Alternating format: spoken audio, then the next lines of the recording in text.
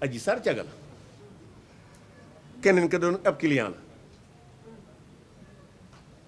Ibrahima Ndoye li mu waroon def jàpp Amadou Ba wax ju ñaaw ji wax doomu jàmbur ji ci nekku Sénégal mu ne ko caga nga ne keneen ki def mais information bi ci am man gisuma yéen Aïssatou Babacar ngeen exploité ko bu baax parce que ñun Ousmane Sonko daa waxoon ne Adji Sarr day faj gannaaw guy metti waaw léegi kii faj gannaaw guy metti na Amadou Ba bokk Pastef nee na noonu déedéet caga la kon la ko fa yóbbu woon du faj gannaaw guy metti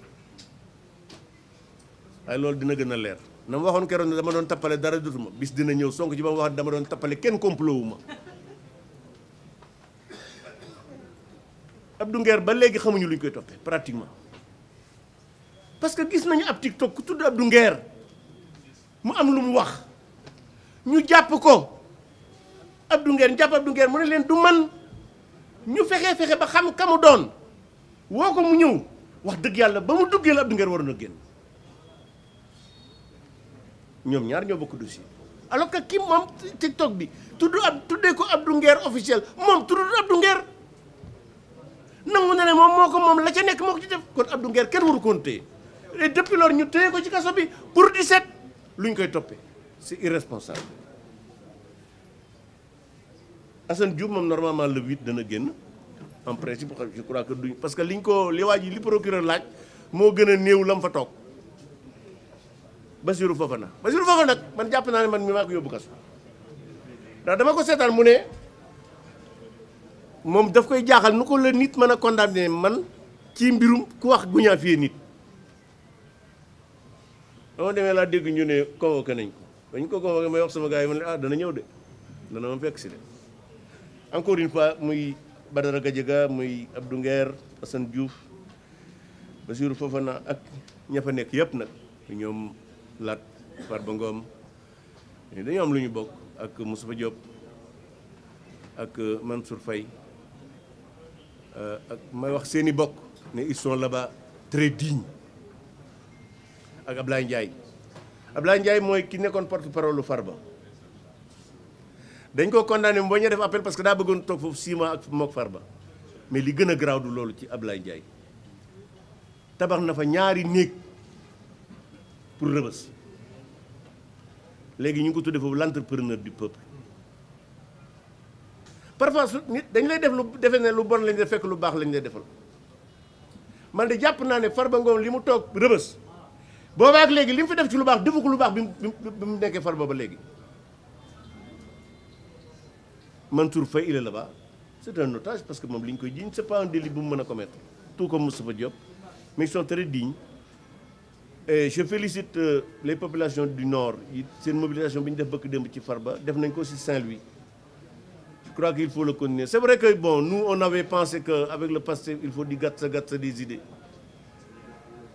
mais je crois que il faut les deux gatsa Sonko ak gatsa des idées alors ma ñëw nag ci beneen ponk bi mooy le bilan de Pastef au pouvoir 16 mois de clochardisation de la République 16 mois de guerre contre l'état de droit 16 mois de restriction des libertés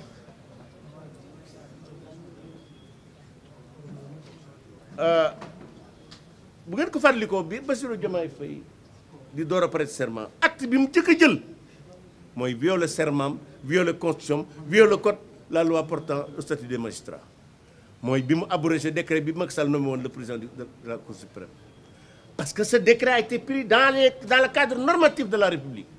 le Conseil supérieur de la magistrature la ñu convoqué ñu ñëw mu jël décret nommé ay magistrats Bassirou Diomaye Faye abrogé ko de manière illégale loolu dafa bokk ci acte de clochardisation de la République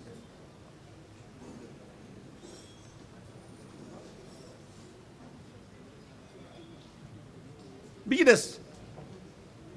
mu toog c'est le premier président au monde dissoudre une assemblée nationale pendant une session extraordinaire boo xam ne yaa convoqué pour protéger son premier ministre mu bañ a def DPG pour empêcher au groupe Benno Bokk Yaakaar de déposer une motion de censure. Autrement dit, pour protéger son ami, il parjure, il revient sur son serment constitutionnel.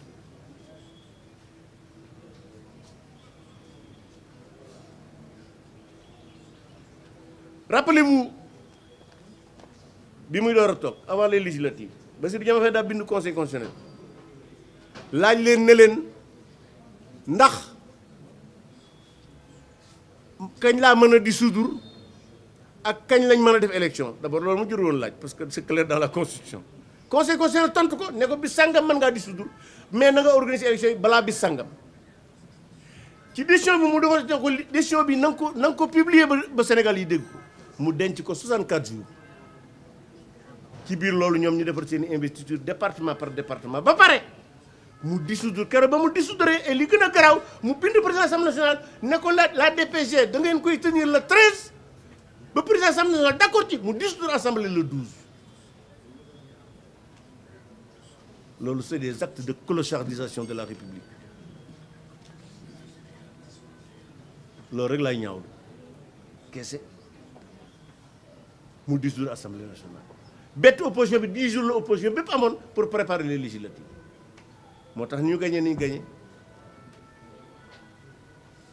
kon jàpp naa ne bilan Pastef moom ci institution yi musiba la bilan économique bi nag bu ma ñëwee ci plan bi le plan le 4e plan en 16 mois dinaa ci desiwaat alors ma ñëwaat ci li Bassirou Diomaye Sonko wax Diomaye Faye ne ko manqué d'autorité ba wax ne Diomaye daf ko waroon dàq Ibrahima Ndoye waroon ko poursuivre pour offense au chef de l'État defu ko mais li Kara wax naa li wax na dëgg nag parce que moo tax autorité ba nekkatul premier ministre waaw mais ñun dañ ñoo waxoon ne Diomaye mooy Sonko wala ah ginnaaw Diomaye mooy Sonko léegi bu Diomaye amul autorité kon kay Sonko it amul autorité voilà encore une fois li may wax toujours ne waa Pastef dañoo lijjanti ba am candidat xañ na président de la République et ça c'est irresponsable.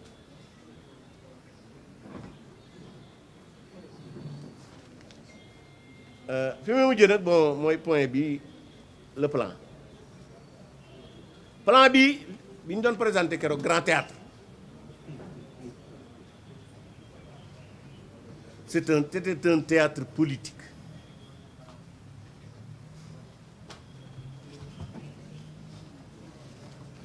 mooy lii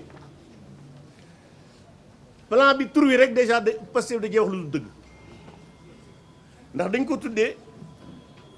redressement économique et social noonu la tudd noonu ci français plan bi économie néew ci social néew ci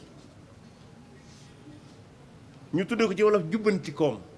xam nga koom mooy lan l'économie c'est la production de richesse mi ngi tàmbalee ci soxna si jaay caaf ci koñ bi ba ci Sonatel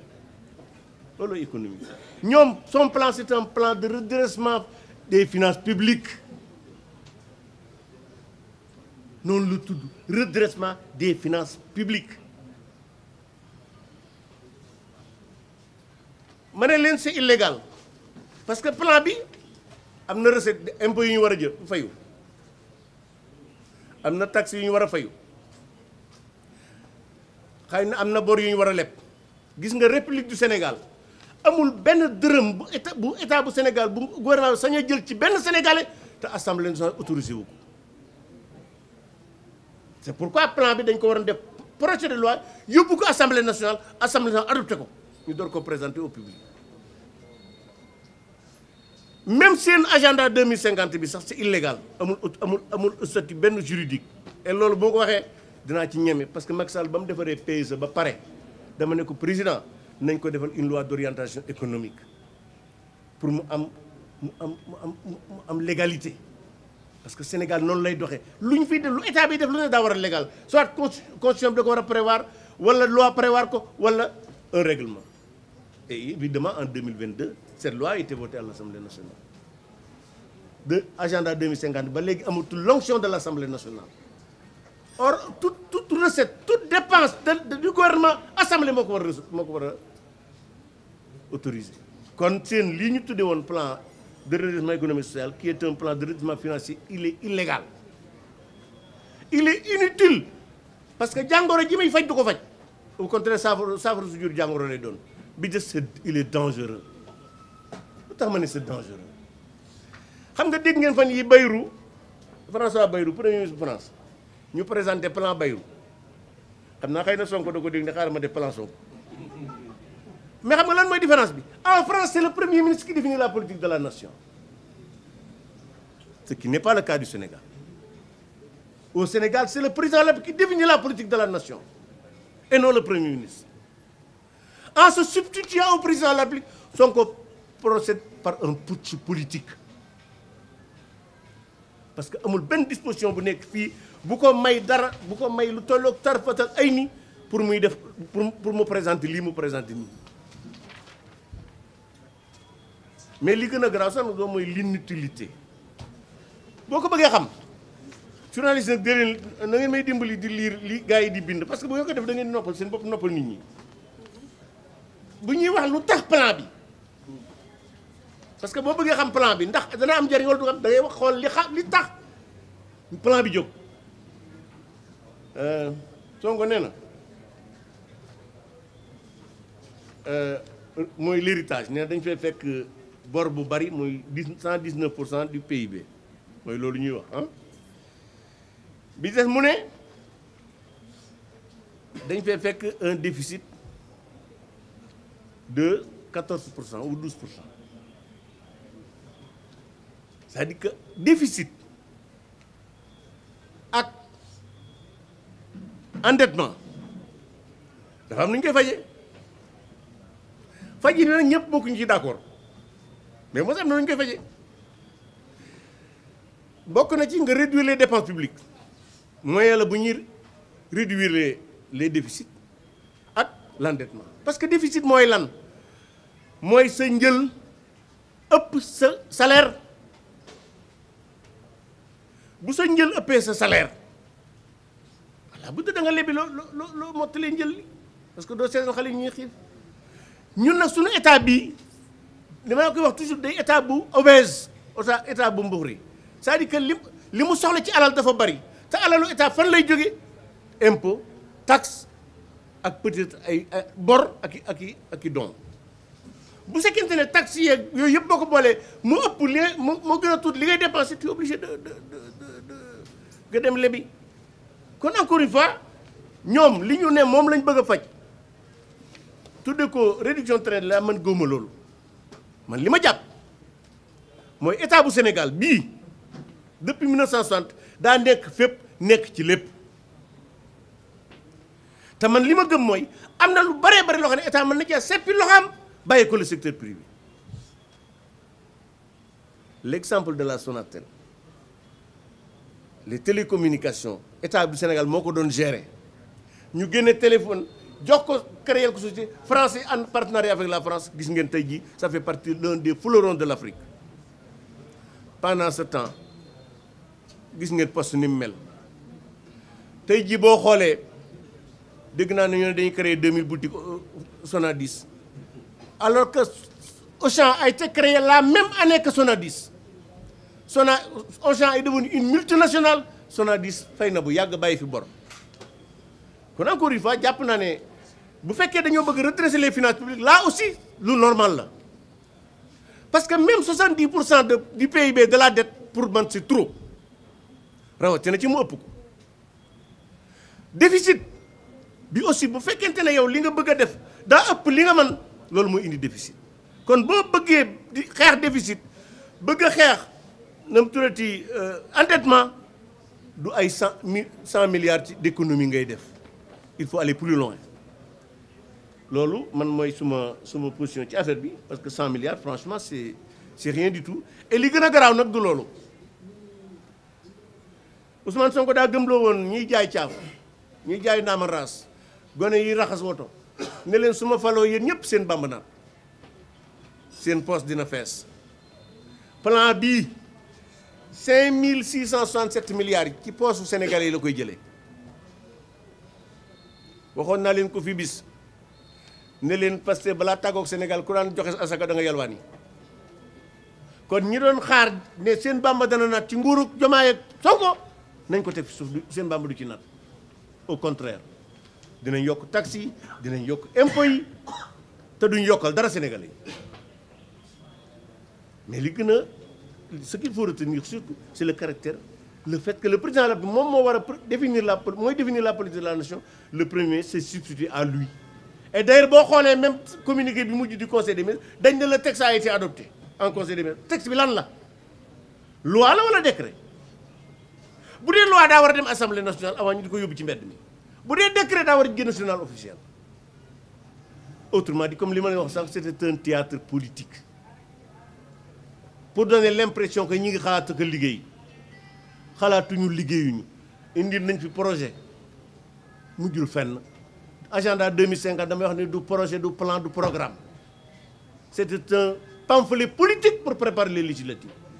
bii itam nag je soupçonne que c'est pour préparer quelque chose. Maintenant Ousmane Sonko bi muy def dëgg nee na woon Diomaye bu mënul na ma jox ah ba daa bëgg a jël ah ba daa bëgg a jël